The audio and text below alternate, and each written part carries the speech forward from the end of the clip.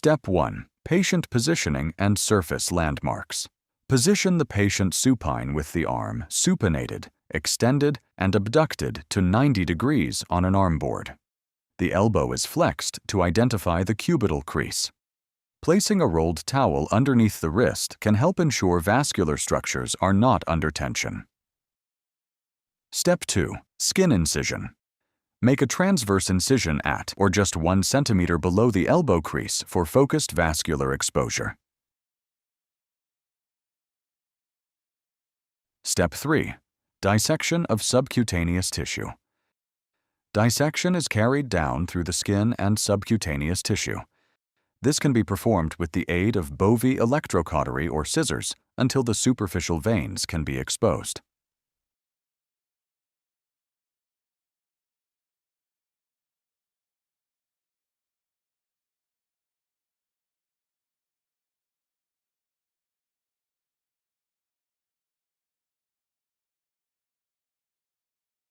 Step 4. Exposure of the superficial forearm veins. Here in this cadaveric model, we can identify the median antebrachial vein, the median cubital vein, and the cephalic vein.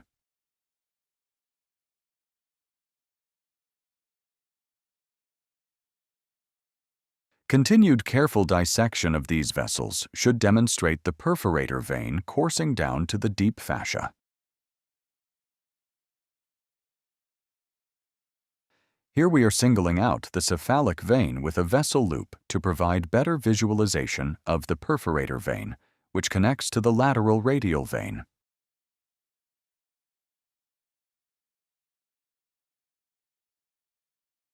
Step 5. Identification of bicipital aponeurosis. Retract the superficial veins laterally and dissect through the fatty tissue.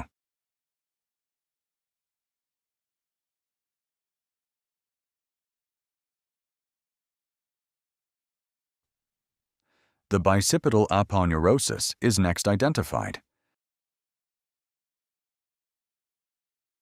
This is a medial extension of the biceps tendon that covers the brachial artery and veins. A transverse incision of the aponeurosis is carried out, which can be extended in a cruciate fashion for better exposure. Step 6. Exposure of the brachial artery.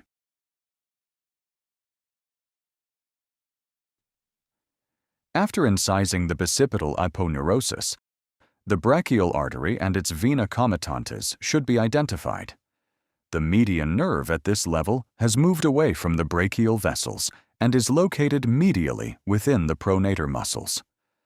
Small bridging veins are common and can cross in front of and behind the brachial artery.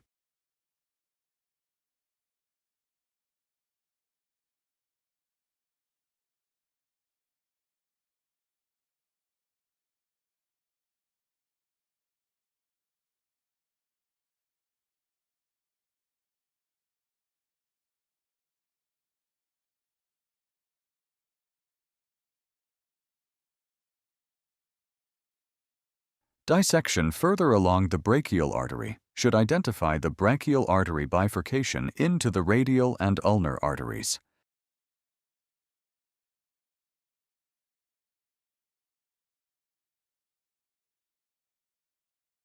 This concludes our exposure. Thank you for watching.